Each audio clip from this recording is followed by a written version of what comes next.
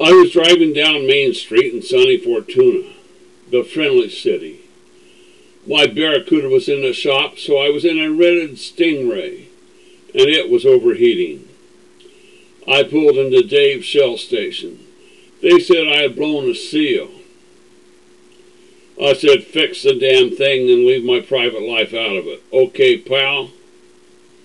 While they were doing that, I hitched a ride up to King Salmon and walked over to a place called Gills by the bay.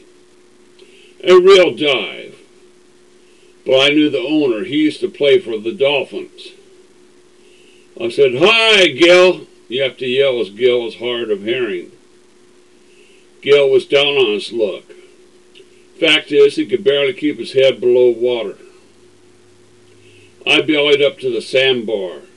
He poured the usual, rusty snail, hold the grunions, shaken not stirred, with peanut butter and jellyfish sandwich on the side, heavy on the mako. I slipped him a fin on porpoise. I was feeling good. I even dropped a $1 in the box for Jerry's squids, just for the halibut.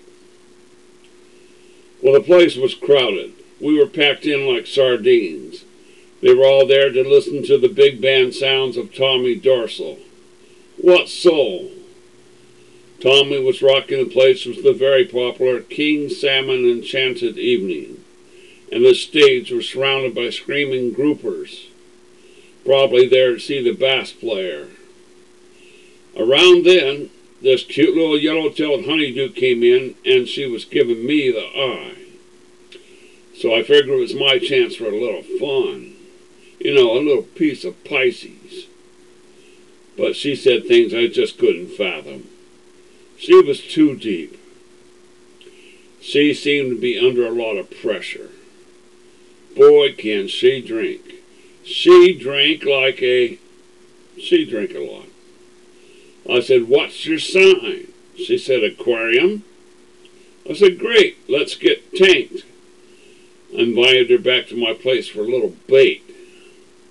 I said, "Come on, baby, it'll only take a few minutes."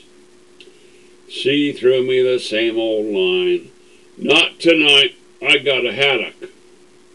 And she wasn't kidding either, because in came the biggest, meanest looking haddock that ever came down the pike. He was covered with muscles.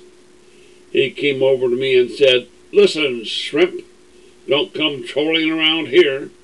What a crab. This guy was steamed. I could see the anchor in his eyes. I turned to him and said, "Baloney, you're just being a shellfish." Well, I knew there was going to be trouble. And so did Gil, because he was already on the phone to the cods.